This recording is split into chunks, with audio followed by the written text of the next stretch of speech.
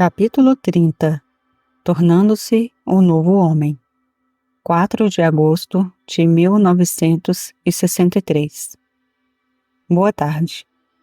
Há algumas coisas que você pode saber, mas que você não pode contar ao aluno em seus primeiros meses, ou às vezes em anos de estudo, e a razão é esta.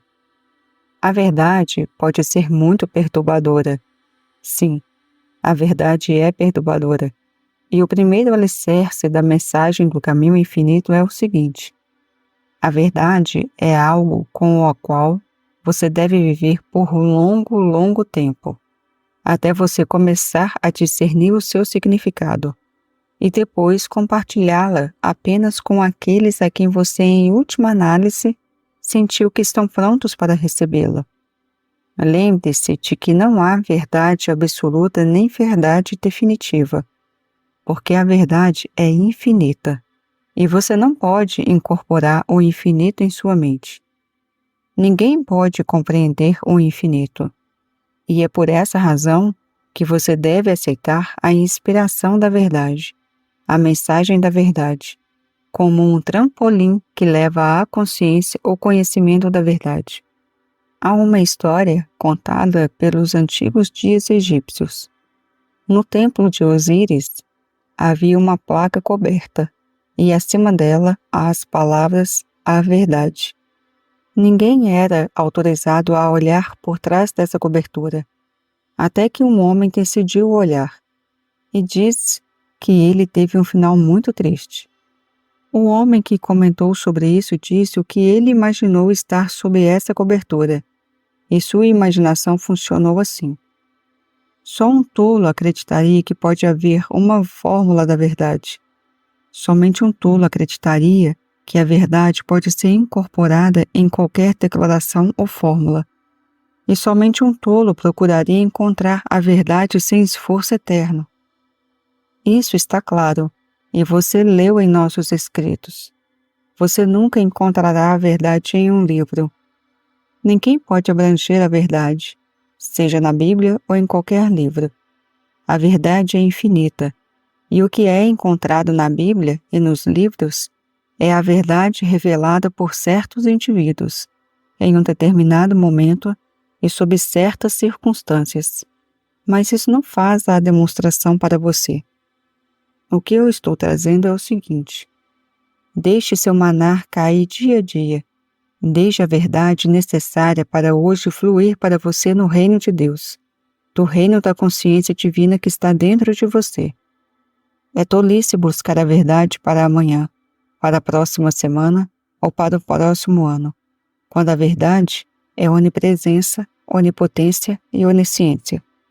Portanto, qualquer que seja a verdade, que seja necessária para você a qualquer momento, estará disponível no momento em que você possa precisar. Se você está no deserto sem a Bíblia e sem um livro, ou se você está em um barco de borracha sem uma Bíblia e sem um livro, não se desespere. Toda a verdade necessária para salvá-lo está dentro da sua própria consciência. Se você alguma vez acreditar que eu ou os livros do caminho infinito são necessários para a sua vida, e para a harmonia de sua experiência, você perderá o seu rumo. Todo o propósito do meu ministério individual tem sido revelar: eu vim para que todos tenham vida, e tenham em abundância. Jesus não veio, nem Paulo veio, e nem Joel veio, mas eu vim. O eu no meio de você é chegado. É por essa razão que nem a morte nem a vida serão capazes de nos separar do amor de Deus. Deus, verdade, é onipresença onde você está. E pela sua graça, o maná cai todos os dias. Não acredite que você pode demonstrar mais da verdade do que você pode perceber. Portanto, torne a demonstração da verdade uma experiência diária, voltando-se a cada dia para o maná de hoje. Quanto mais você lê as Escrituras e as verdades reveladas dos grandes místicos, mais fácil se torna entrar em contato com o Espírito dentro de você, Quando você lê que existe apenas um poder, ele realmente não remove todos os outros poderes da sua vida. Muitos metafísicos acreditavam que, ao lerem tantas páginas da verdade, ou afirmando a verdade muitas vezes, isso se tornaria realidade em sua experiência. Isso é loucura.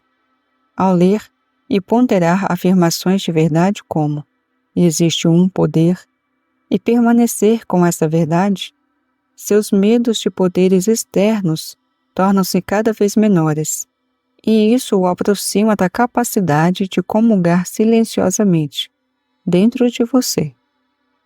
Na literatura religiosa, metafísica e mística do mundo, você vai descobrir que uma pergunta aparece com mais frequência do que qualquer outra, que provavelmente produziu mais agnósticos e ateus do que qualquer outra. Se existe um Deus, como pode haver esses horrores na Terra? Guerra, escravidão, pobreza e ódio. Como essas coisas podem existir? Isso, claro, parece provar a muitas pessoas que realmente não existe Deus. E a julgar pelas aparências, elas estão julgando muito bem. É claro que existe um Deus, mas não há um Deus na cena humana. E estas é uma das verdades que não devem ser dadas aos jovens estudantes cedo demais. Não só choca, mas gera medo. Foi precisamente essa pergunta que me iniciou na busca espiritual. Se existe um Deus, como pode haver tantos esses antros de iniquidade em Paris?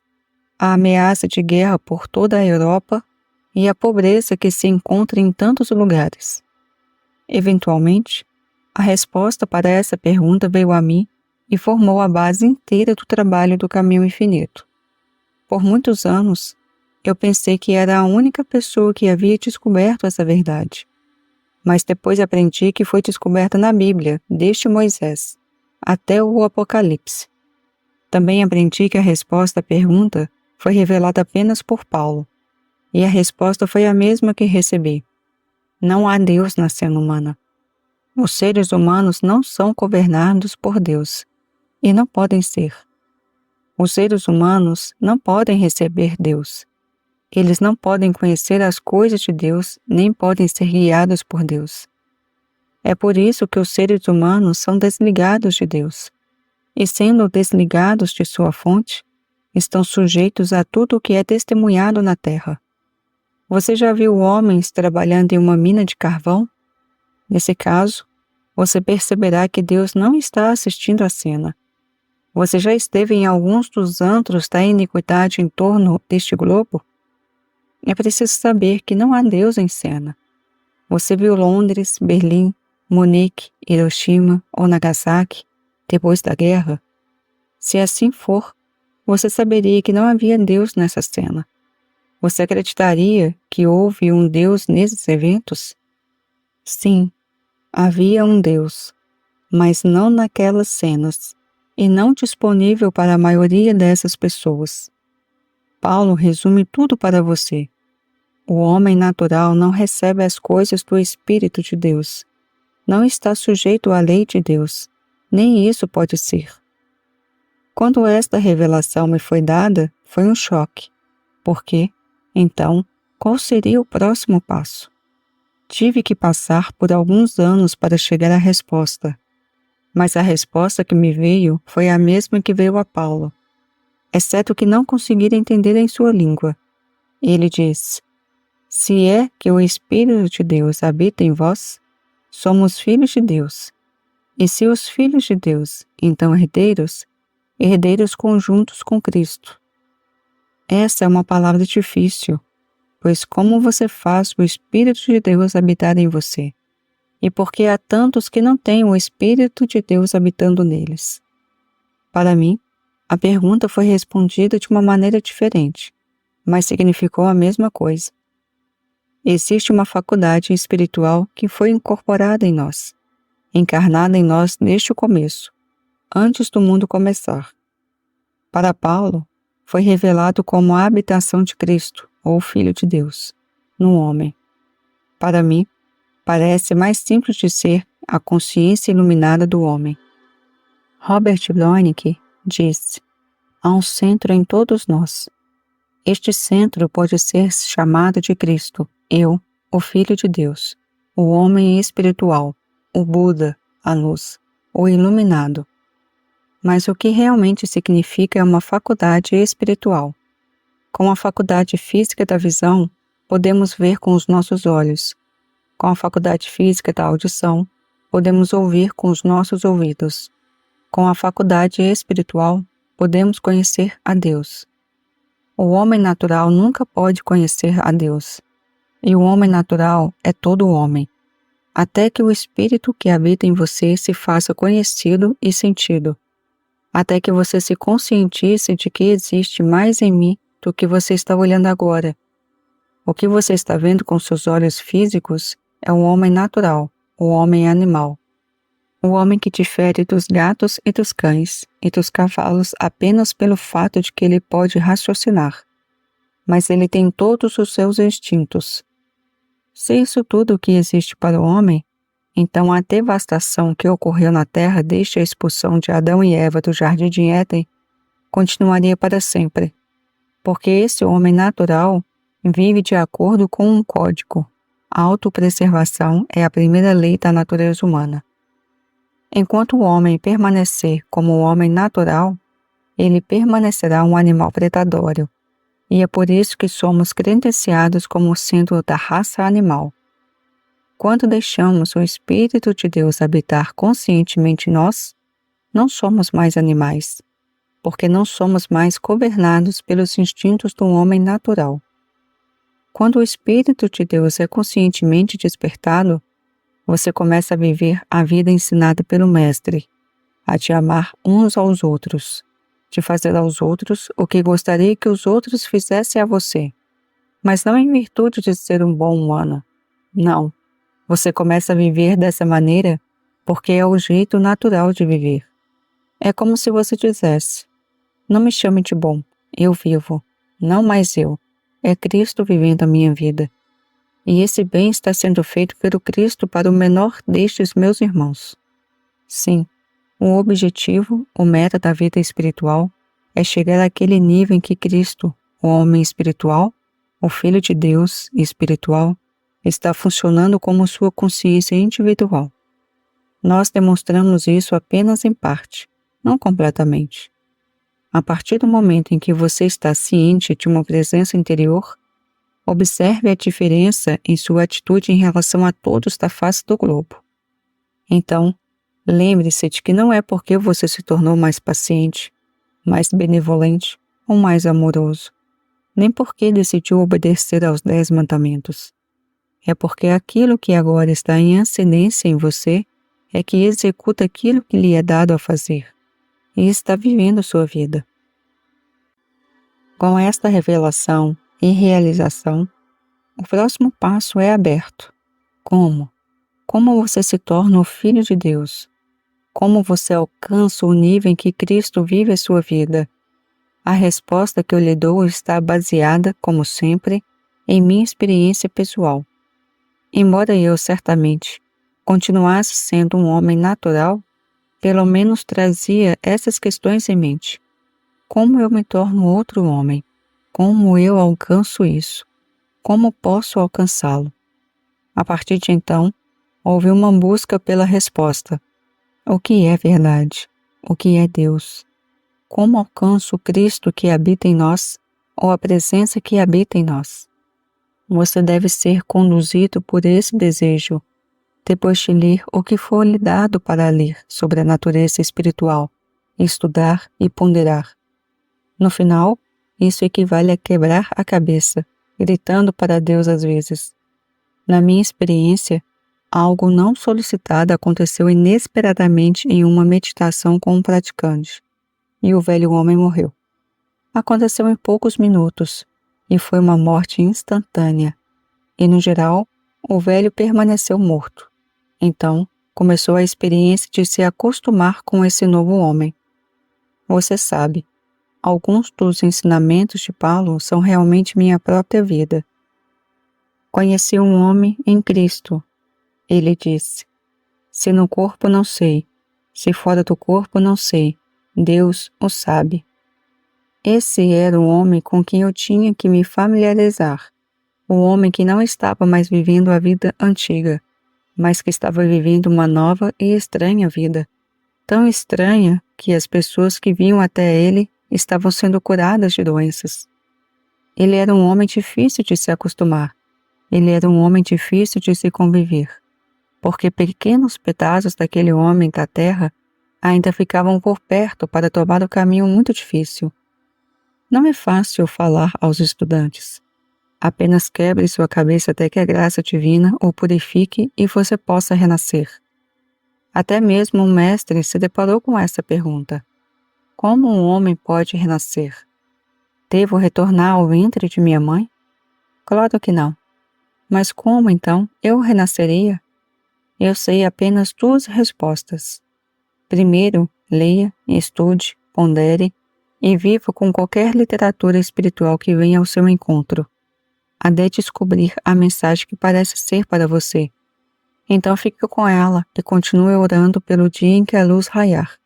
Segundo, se você puder encontrar um professor que tenha recebido alguma medida de iluminação, faça tudo o que for possível para receber qualquer coisa que seu professor possa despertar em você.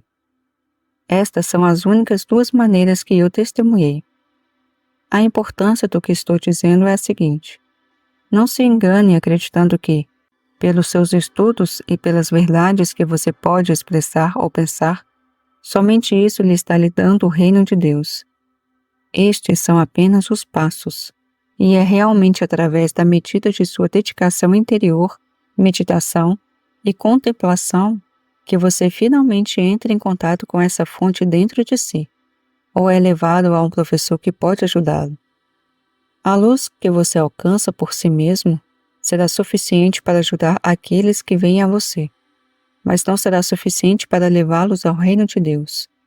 Isso inclui morrer diariamente e renascer, o que cada um de nós deve experimentar por si mesmo. Isso, claro, nos leva de volta para onde começamos. Se você acredita que pode haver um longo período à sua frente antes de o atingir, você perderá totalmente o alvo. A partir deste momento, você tem que perceber: há um maná espiritual suficiente em minha consciência para servir a todo o meu propósito hoje. Não adianta buscar a iluminação ou a iniciação. Não adianta olhar para a frente para ser o mestre. Tudo isso é uma barreira para o seu desenvolvimento espiritual. Sua maior ajuda está no reconhecimento do fato de que há um maná diário. Não daqui a 10 anos, mas hoje. Há bastante luz espiritual. Há bastante maná escondido dentro de você para servir às suas necessidades no agora. Não cometa o erro dos antigos hebreus de sair para colher o maná para amanhã. Ele murchará. Fique satisfeito que a graça de Deus satisfaça suas necessidades hoje. Olhe para o sol e verá que você não pode capturar o sol para amanhã. Deixe-o ir. Não tente capturar o sol. Incorporada em sua consciência está uma graça divina, a graça de Deus. Não depende de você ser bom ou de ser espiritual. Nem depende de quantas páginas você lê ou de quão bem conhece a Bíblia. Não, porque estava lá antes de haver um livro ou uma Bíblia. Os livros e a Bíblia são apenas para chamar sua atenção de volta para dentro de si mesmo, para aquilo que foi revelado a todos os místicos. Eu tenho carne para comer, tal qual o mundo não sabe. Eu vim para que todos tenham vida, e que todos tenham vida plenamente. Sou eu sou. Não tenha medo. Você pode ser chamado a caminhar pelo vale da sombra da morte, ou pode ser chamado a sofrer de falta ou limitação de um tipo ou de outro. Não tenhas medo. Eu, no meio de ti, sou poderoso. Portanto, volta-te para mim, dentro de ti, pelo maná de hoje. Tua graça é minha suficiência em todas as coisas. Quando? Agora, em qualquer momento. Tua graça é sua suficiência. E há uma suficiência de tua graça dentro de você, a qualquer momento do dia e a qualquer momento da noite, se você estiver satisfeito com o maná para hoje. Não procure o suficiente para fazer a demonstração de toda a sua vida de uma só vez. É por essa razão que o tema do suprimento tem sido terrível para a humanidade. Sem essa faculdade espiritual, você deve julgar pelas aparências. E se julgar pelas aparências, nunca terá o suficiente. Se você tem o suficiente para este mês, o que acontece com o próximo mês? E com o próximo ano? E quando você envelhece? Sempre há uma pergunta: como obtenho mais? É somente com a vinda da faculdade espiritual, é somente quando você tem um discernimento interior que você aprende o grande segredo do qual a mente não pode acreditar. Deus está falando, dizendo: Filho, tu estás sempre comigo, e tudo o que eu tenho é teu. Só isso pode parar a corrida louca para a destruição, porque agora é sempre possível ir à fonte, eu dentro de mim, para o maná diário. Às vezes surge um obstáculo, porque quando você faz isso, o fluxo começa muito rapidamente e muito abundantemente. É nesse ponto em que você falha em ter tempo de descobrir o próximo maná, que é que você não apenas recebeu uma suficiência, mas também recebeu 12 cestos para compartilhar com o menor desses meus irmãos. E o que você faz com isso? E quanto à distribuição das 12 cestas? Aquilo a que renunciamos, nós temos. O que nós mantemos nas garras de posse, nós perdemos.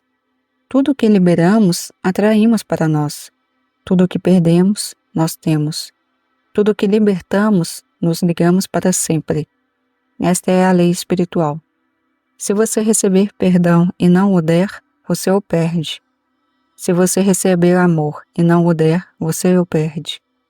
Se você recebe gratidão e não o dá, perde-a, porque a vida, Deus, é um fluxo. E somente quando estamos deixando a graça de Deus fluir através de nós, é que somos instrumento do divino. Estes são alguns dos pontos que você está inclinado a esquecer, e você deve ser lembrado deles, pois eventualmente você achará necessário lembrar os outros, até que eles também tenham se tornado totalmente familiarizados com o novo homem que eles se tornaram, e agora é capaz de viver pacificamente com os fatos espirituais da vida, ao invés dos conceitos materiais. Você não entende porque muitos dos nossos alunos não percebem o caminho? Quando os alunos começam a ter algumas curas, alguns perdões ou alguns suprimentos, precisam perceber rapidamente que não são a demonstração. Esses são os frutos da demonstração. A demonstração é a consciência da presença daquele espírito interior. E todas as coisas são acrescentadas a nós pela graça daquilo que nos deu o nosso maná escondido. Tão rapidamente quanto possível, pare de regozijar-se em suas curas, ou em seu suprimento, ou em sua felicidade, e regozije-se da fonte delas. Alegre-se que Cristo agora vive a sua vida. Olá, pessoal. Espero que esteja tudo bem com cada um de vocês. Aqui é Daniela e acabamos de ler o capítulo 30 do livro A Transformação de Consciência de Joel Goldsmith. Espero que vocês tenham gostado e peço para quem ainda não se inscreveu, se inscreva no canal e compartilhe o áudio para que mais pessoas tenham acesso a essas informações, a esses conhecimentos. Obrigado e até a próxima.